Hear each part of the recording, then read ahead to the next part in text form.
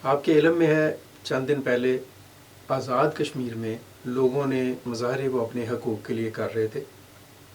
انہوں نے مہنگائی کے خلاف ایکچولی یہ مظاہروں کی ایک تحریک تھی اور ان مظاہروں میں مہنگائی پر قابو پانے کا مطالبہ کیا گیا.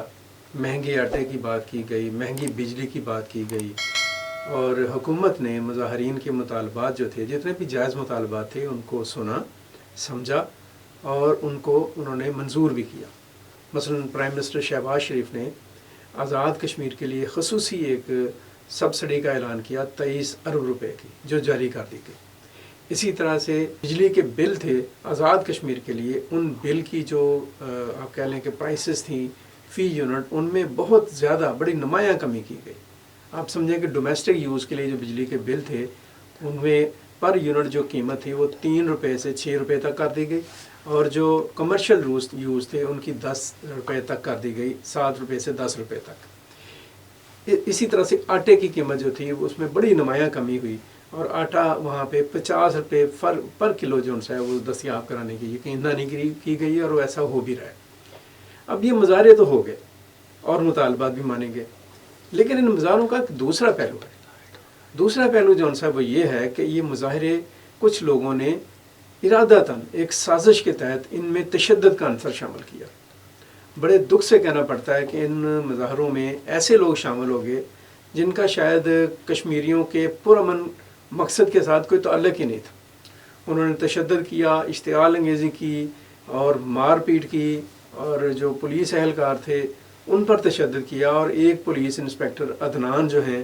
ان کو تو وہ شہید ہو گئے ان مظاہروں کا سامنا کرتے ہوئے. اور ان مظاہروں میں موجود جو ایلیمنٹ تھے، جو شرط پسند عناصر تھے، انہوں نے بڑی بے رحمی کے ساتھ انہیں مارا بھی اور ایک پہاڑ کی بلندی سے دریا میں پھینک دیا. بہرحال جو کچھ بھی ہوا سو ہوگا، معاملات طے ہو گئے، ختم ہو گئے. اب ایک مرتبہ پھر وہاں پہ ایک اور چیز ہے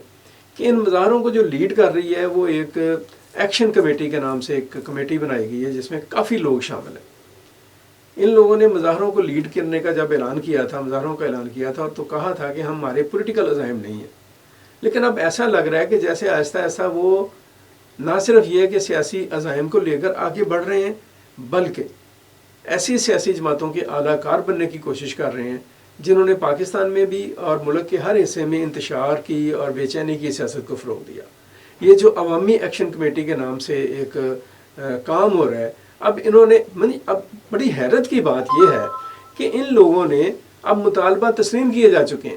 دوبارہ سے ہڑتال کی کال دے دی ہے، دوبارہ سے تحریک کی کال دے دی ہے اور کچھ سمجھ نہیں آ رہی کہ یہ ہڑتال اور تحریک کی کال کیوں دی ہے. کیا یہ لوگ یہ سمجھتے ہیں کہ پاکستان میں جو امن کا ماحول ہے اور جو لوگوں میں جو امن کی ایک لہر ہے اس کو ڈسٹرائے کر دیا جائے، یا وہ کسی ایسی سازش کا حصہ بن رہے ہیں کہ آزاد کشمیر میں ایک ایسا ماحول پیدا کر دیا جائے کہ جس کی مدد سے دشمنوں کو پاکستان کے اوپر بات کرنے کا موقع مل سکے. ہم دیکھتے ہیں کہ انڈیا نے جو مقبوضہ کشمیر میں کیا اور جو کچھ وہ کر رہا ہے اس پر پاکستان کا ایک اصولی موقف ہے، ایک منصفانہ موقف ہے اور وہ سفارتی سطح پر، سیاسی سطح پر، اخلاقی سطح پر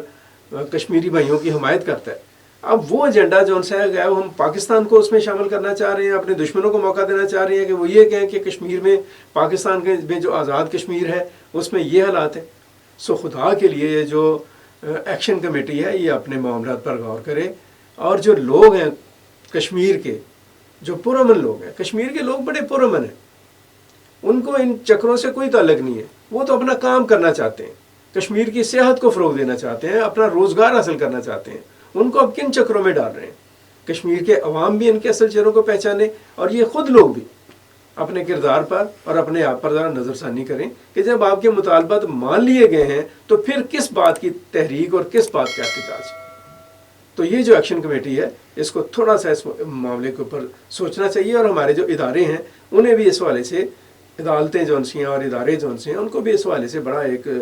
آپ کہہ لیں کہ کمپریہنسو وے میں، یہ نہیں میں کہہ رہا کہ کسی پر تشدد کیا جائے، لیکن اس قسم کے جو ایلیمنٹس ہیں ان